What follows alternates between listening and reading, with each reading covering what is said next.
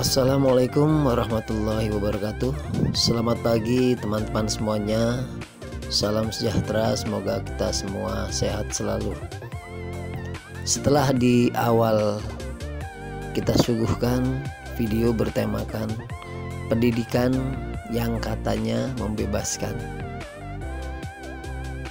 sebagai sebuah renungan dan pengantar, kali ini saya akan coba menyuguhkan bagian 1 tentang jangan sekadar menjadi guru.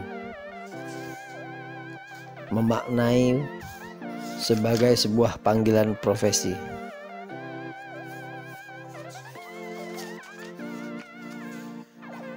Sebutlah namanya Pak Kardun. Ia adalah salah seorang guru SD di sebuah desa terpencil. Menariknya, walaupun sekolahnya tak besar dan gaji yang diterimanya pun tak seberapa, ia tetap menunjukkan semangat yang bergeliat, gairah yang mendarah untuk mendidik siswa-siswanya di sekolah. Dengan tekun ia membimbing mereka membaca, menulis, berhitung, dan memotivasi mereka untuk menggapai mimpi-mimpinya di masa depan. Demi terlaksananya proses pembelajaran yang menyenangkan di kelas, tidak jarang ia harus rela berkorban semalaman membuat media belajar dan alat peraga agar keesokan harinya siswa-siswanya mendapat kemudahan menyerap materi yang ia sampaikan. Bagi Pak Kardun, mengajar adalah membahagiakan. Kebersamaan dengan siswa-siswanya di kelas selalu melahirkan keceriaan dan kebahagiaan. Baginya guru adalah profesi mulia yang bisa memberi, melayani, dan memotivasi siswa-siswanya untuk menjadi manusia-manusia sukses di masa mendatang. Pengalaman Pak Kardun berbeda dengan Pak Kardi. Walaupun sekolahnya lebih bergengsi, dengan gaji yang cukup besar pula, ia tetap saja mengeluhkan perihal pendapatannya yang ia terima. Imbasnya, profesi yang ia jalankan sehari-hari dirasakannya sebagai pekerjaan yang menyiksa. Saat ia mengajar, terlihat sesukanya sendiri. Tidak pernah memberikan kesempatan kepada siswa-siswanya bertanya terhadap materi yang ia sampaikan. Apalagi bila ditanya. Ia alergi sekali dengan pertanyaan-pertanyaan yang diajukan sebagian siswanya. Malah membenci siswanya yang bersikap kritis dan kreatif.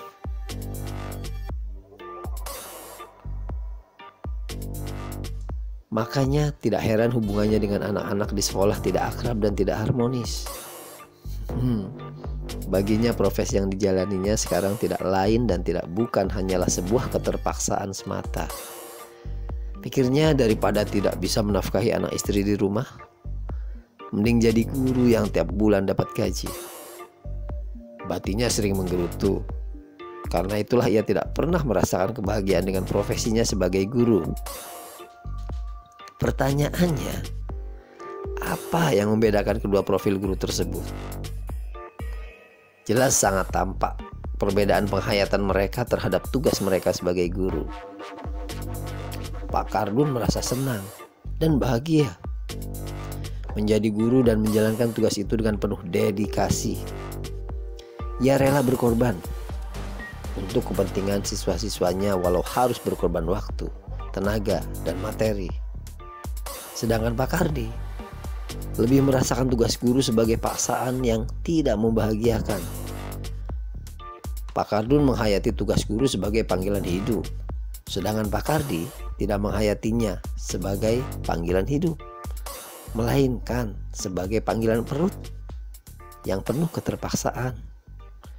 Jadi, guru ini memiliki profesi yang sama sebagai guru. Pak Kardun dan Pak Kardi dalam hal ini. Tapi cara menerjemahkan profesi ke dalam aktivitas sehari-hari inilah yang berbeda. Perbedaan inilah yang menentukan hasil akhir. Apa itu? Dialah bernama kebahagiaan. Bukankah hal ini hampir sama dengan pengalaman kita sehari-hari sebagai guru? Bisa ya, bisa tidak. Hanya kita sendiri yang merasakan. Mari kita bertanya pada diri masing-masing. Apakah kita sudah benar-benar bahagia menjadi guru atau malah menderita? Hanya saya, Anda, dan diri kita masing-masing yang bisa menjawabnya. Jika hari Senin tiba dan kita merasa terpaksa datang ke sekolah, maka seharian kita akan merasa berada di dalam penjara. Dan selama itu pula otak kita memproduksi enzim-enzim dan zat kimia yang membahayakan kesehatan kita. British Medical Journal misalnya melaporkan serangan jantung meningkat 20% pada hari Senin. Nah, apa kita tidak merasa takut kena serangan jantung tuh? Masuk akal juga sih. Karena bagi sebagian masyarakat banyak di dunia, hari Senin itu adalah hari mulai masuk kerja setelah liburan pada hari Minggu. Namanya liburan pasti senang, gembira, ceria, dan membahagiakan. Tanpa beban, tanpa tuntutan apapun. Maka muncullah kata-kata I don't like Monday. Saya tidak suka hari Senin. Hari Senin identik dengan hari mulai kerja, mempersiapkan administrasi pembelajaran, datang ke sekolah tidak boleh terlambat, dan setumpuk beban lainnya. Akhirnya, mengajar adalah beban dan tidak bahagia menjadi guru. Atau malah kita termasuk guru yang senang menyambut hari Senin. Ya, saya yakin masih banyak guru yang bersemangat menyambut hari Senin. Ini jauh lebih banyak, saya yakin itu. Bagi mereka, hari Senin adalah hari yang penuh energi, spesial dan membahagiakan. Maka, bagi guru yang masuk ke dalam kelompok ini penuh dengan senyum sumringah, langkah tegap, dan gerak mantap menuju sekolah. Akhirnya, mengajar adalah menyenangkan dan bahagia menjadi seorang guru. Jadi, pilih mana nih? Guru bahagia atau guru menderita? Kalau begitu, mari kita teriakan bersama-sama dengan kencang. I like Monday. Saya suka hari Senin. Ngomong-ngomong, apa bedanya bekerja melakukan sesuatu dengan hobi melakukan sesuatu? Bekerja adalah melakukan sesuatu yang harus kita lakukan. Sedangkan hobi adalah melakukan sesuatu yang kita senangi. Setuju? Terus, bisakah pekerjaan yang kita lakukan dijadikan sebagai sebuah hobi? Oh, pasti bisa. Begitupun dengan mengajar. Jadi, bila ada orang bertanya, apa hobi Anda? Maka jawab saja dengan yakin, hobi saya mengajar. Dengan begitu, kita akan belajar mengajar dengan anak-anak di sekolah dengan penuh semangat dan kesenangan. Ini menjadi penting, karena saat mengajar, hanya berhenti pada paradigma bekerja. Maka realisasinya adalah mengajar tidak lain dan tidak bukan hanya menyelesaikan kewajiban-kewajiban semata. Nah, bekerja biasanya merujuk pada aktivitas yang didasarkan pada skenario orang lain, bukan skenario diri kita sendiri. Saat kita melakukan sesuatu berdasarkan skenario orang lain, berarti kita sedang menjalankan kemauan, mimpi, dan tujuan orang lain, bukan kemauan, mimpi, dan tujuan diri sendiri. Oke, itulah paradigma pertama. Paradigma yang melihat guru dan mengajar sebagai job atau pekerjaan semata.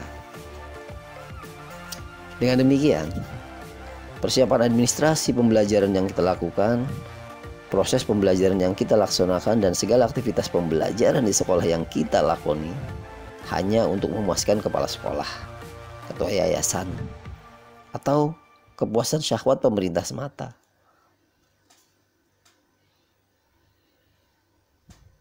Paradigma kedua adalah melihat profesi guru sebagai karir Dalam hal ini kita bukan lagi memainkan peran atau dasar skenario orang lain, melainkan kita sendiri yang memainkan peran sebagai sutradara.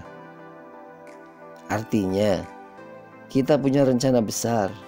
Kita saat ini sedang menjalankan keinginan, mimpi, cita-cita, dan masa depan kita sendiri. Inilah yang membuat segalanya menarik. Ini juga yang membuat kita lebih semangat dalam menjalankan tugas, dalam mempersiapkan rencana pembelajaran dan melaksanakan proses belajar di kelas. Tak hanya mimpi yang tadi saja, tak hanya sampai di situ saja. Untuk memenuhi tuntutan profesi sebagai guru, kita lebih bersedia untuk belajar mengembangkan kompetensi dan profesionalisme kita sebagai guru. Makin rajin mengembangkan kompetensi, makin besar kemungkinan untuk menjadi guru profesional yang sukses dan berkualitas. Itulah paradigma kedua yang melihat profesi guru sebagai karir. Paradigma ketiga, melihat profesi guru sebagai panggilan. Di sini, kita bukan lagi menjalankan skenario orang lain, tidak juga menjalankan skenario diri kita sendiri, melainkan menjalani skenario yang Sang Maha Besar. Skenario siapa? Skenario Tuhan. Pada level ini, kesadaran penuh kita tumbuh, yaitu sadar akan hakikat diri. Hakikat diri yang menyadarkan bahwa kita adalah utusan Tuhan yang dikirim ke dunia ini dengan maksud tertentu. Maksud itu sesungguhnya merupakan misi hidup dan alasan kita dilahirkan ke dunia. Hanya jika kita mampu melihat dunia seperti itulah kita akan memperoleh kebahagiaan dalam menjalani profesi kita sebagai guru. Tak ada cara lain yang lebih baik untuk membuat kita selalu bersemangat dalam mengajar sehari-hari di sekolah, selain mengubah paradigma untuk melihat profesi kita sebagai panggilan hidup kita. Dengan begitu, kesadaran penuh ini akan mengubah paradigma profesi guru tidak sebatas hanya administrasi dan rutinitas semata, karir belaka. Lebih jauh dari itu, kita sedang mengemban misi ilahiyah dan tugas mulia sebagai skenario Tuhan. Kesadaran ini juga yang akan mengantarkan kita pada kecintaan pada setiap apa yang kita lakukan dan melakukan setiap apa yang kita cintai. Sesuai dengan pepatah, do what you love and love what you do. Lakukan apa yang Anda sukai dan sukai apa yang Anda lakukan. Sekali lagi, bicara tentang memaknai sebuah panggilan profesi. Pernahkah Anda mendengar cerita tentang 3 orang tukang bangunan? Baiklah, sekedar pengingat saya ceritakan kembali. Jadi begini, dikisahkan ada 3 orang tukang bangunan yang sedang bekerja menumpuk batu bata membangun dinding sebuah bangunan. Satu demi satu batu bata itu ditumpuk hingga menjulang membentuk sebuah dinding. Tanpa diduga, orang bijak lewat kemudian bertanya, sekaligus ingin menguji kualitas jawaban yang mereka utarakan. Wahai anak muda, apa yang sedang kau kerjakan? Tanya sang bijak kepada orang pertama. Dengan muka yang agak kesal dia menjawab, kamu tak lihat, aku sedang menumpuk batu bata. Kemudian pertanyaan yang sama diajukan kepada orang kedua dan ketiga. Orang kedua menjawab, aku sedang membuat tembok yang tinggi. Dengan senyum mengembang, tiba-tiba giliran orang ketiga yang menjawab, aku sedang membangun rumah indah yang paling megah di kota ini. Apa yang terlintas dalam pikiran kita saat mendengar ketiga jawaban tersebut? Mari kita analisis bersama. Jawaban pertama menunjukkan dangkalnya pemaknaan seseorang terhadap sesuatu yang ia kerjakan. Tak ubahnya seorang mekanik atau robot, ia hanya bergerak dan berbuat sesuai dengan instruksi pekerjaan yang ada di depan matanya. Baginya, bekerja itu hanyalah sekadar menunaikan kewajiban. Kewajiban beres, tinggallah menerima upah dari sang majikan. Pekerjaan adalah beban hidup dari hari ke hari yang harus diselesaikan. Jawaban kedua sedikit agak mending dibandingkan jawaban pertama ini. Pemaknaan terhadap pekerjaannya sedikit jauh lebih baik dari yang pertama, tapi belum menunjukkan kedalaman jawaban yang diharapkan. Baginya, pekerjaan dimaknai sebagai kewajiban yang harus ditunaikan sebagai batu loncatan untuk meningkatkan kemampuan dan taraf hidupnya. Semakin banyak dan sering melakukan pekerjaannya, semakin terlatih dan terasah kemampuannya. Bagaimana dengan jawaban yang ketiga? Menurut saya, inilah jawaban seseorang yang memaknai pekerjaannya sebagai panggilan atau calling. Ciri yang paling kentara di sini adalah adanya cinta terhadap pekerjaan yang kita lakukan. Cinta inilah yang memunculkan semangat menggelora, optimisme membumi, gairah membahana, serta semangat melayani orang lain. Rasanya sama saja dengan profesi kita sebagai guru. Bila suatu saat kita sedang berada di dalam kelas, kemudian ditanya dengan pertanyaan yang sama di atas, apa jawaban kita kira-kira? Pasti beragam jawaban muncul dari mulut kita. Tetapi sesungguhnya jawaban kita itu mencerminkan pemaknaan terhadap profesi yang kita geluti. Apa itu? Ya, guru. Sebuah panggilan tentu saja jauh lebih memberikan semangat daripada pekerjaan itu sendiri. Ada pekerjaan yang militan. Ada sebuah militansi untuk berjuang habis-habisan memenuhi panggilan jiwa kita. Kita jauh lebih bersemangat karena kita sadar bahwa kita bekerja untuk membangun untuk sesuatu yang lebih besar daripada diri kita itu sendiri.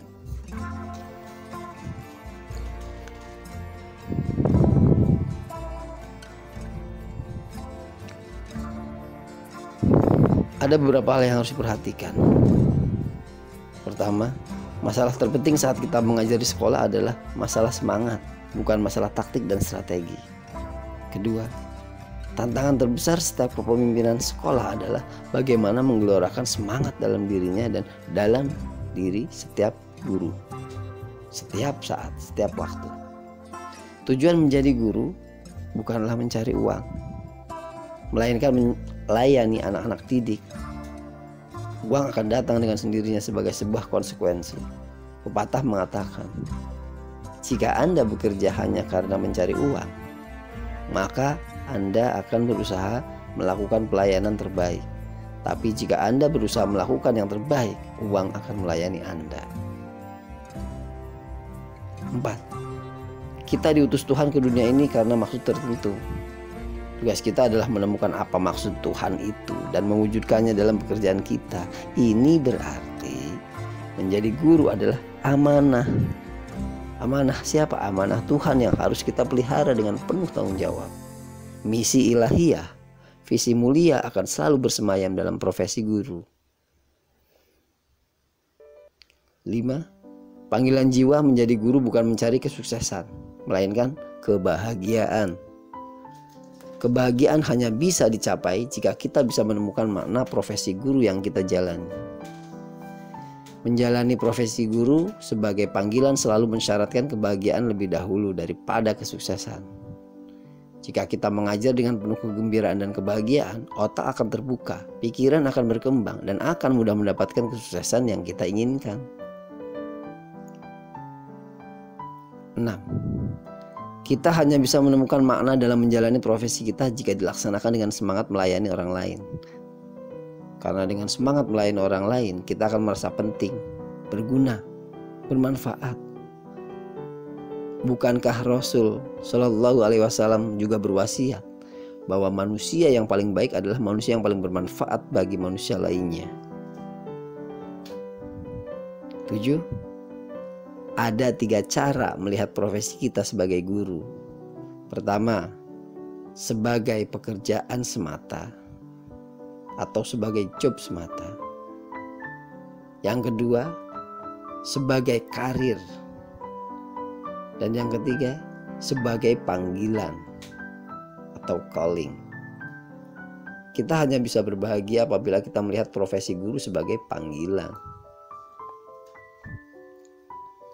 David Hansen dalam bukunya The Call to Teach mengungkapkan kriteria suatu panggilan hidup itu ada dua. Pertama, pekerjaan itu membantu mengembangkan orang lain, ada unsur sosial.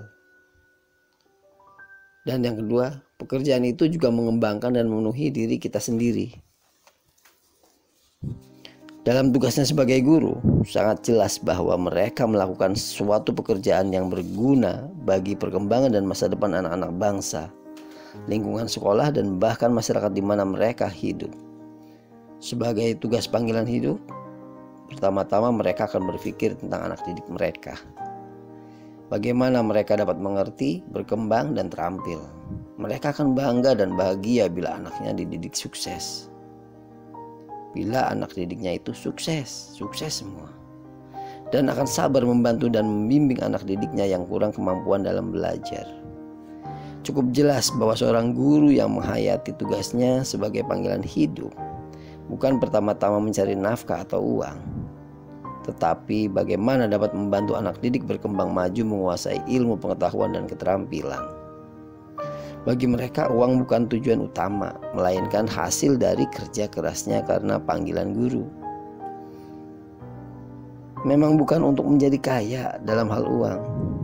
Kekayaan seorang guru adalah pada kemajuan anak didiknya. Unsur kedua dari panggilan hidup adalah bahwa dengan melakukan pekerjaan itu dapat mendapatkan kepenuhannya sebagai pribadi, sebagai manusia yang utuh. Dengan menjalankan tugas sebagai guru secara baik, seorang guru akan merasa hidupnya lebih berarti. Semakin menemukan identitasnya sendiri, semakin merasakan kepuasan batin yang mendalam. Seorang guru akan merasa sebagai pribadi yang utuh bila anak didiknya menjadi maju dan berkembang.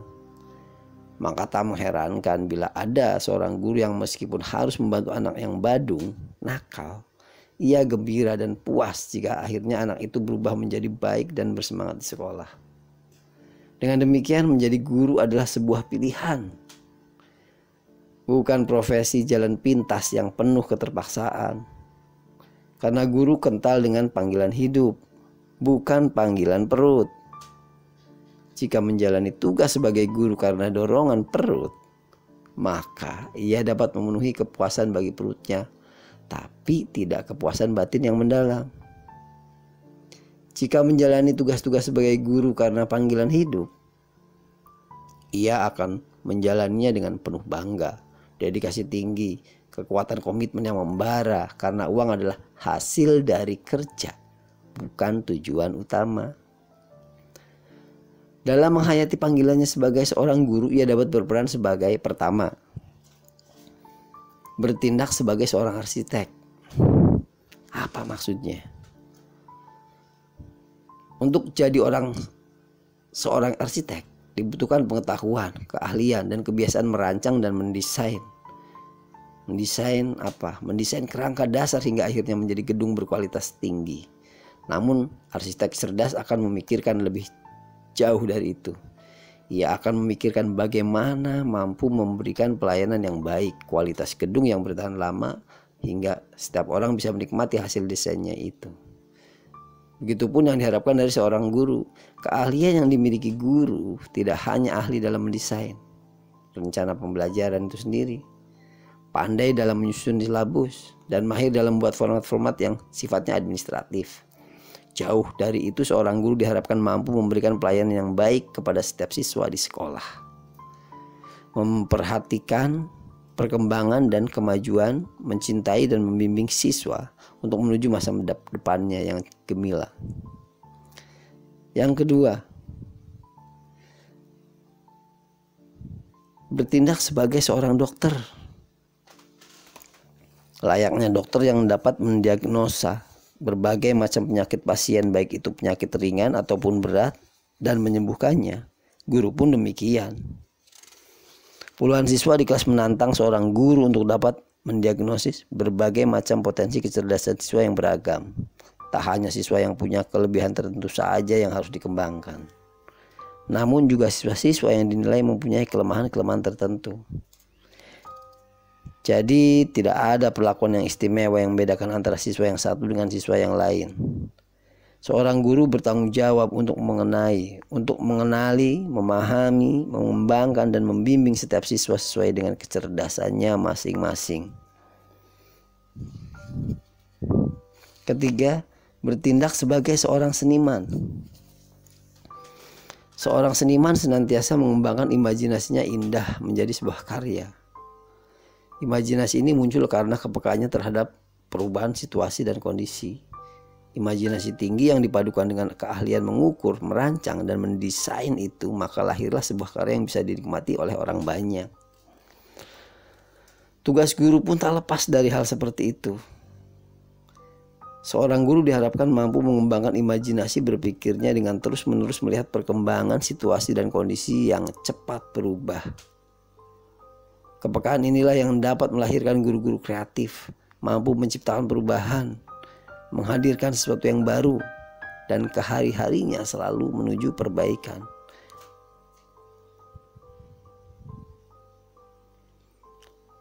Saat mengikuti sebuah seminar pendidikan dengan seorang pembicara, ulung,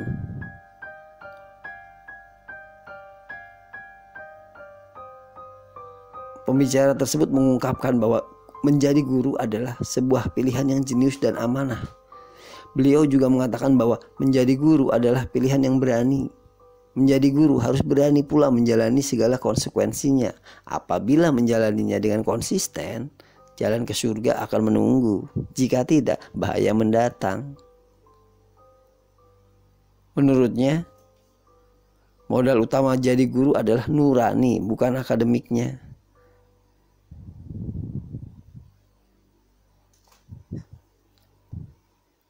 Maka apapun latar belakang pendidikannya, jika tak memiliki nurani untuk menjadi guru, maka orang ini belum layak jadi pendidik anak-anak di masa mendatang.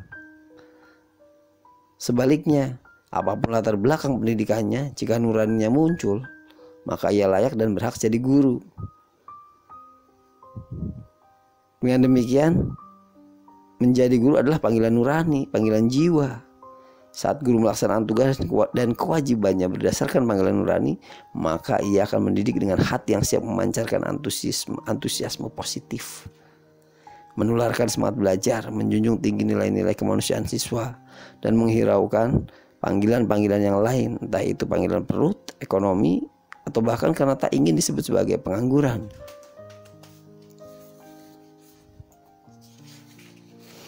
Betapa strategisnya profesi guru dalam kehidupan hingga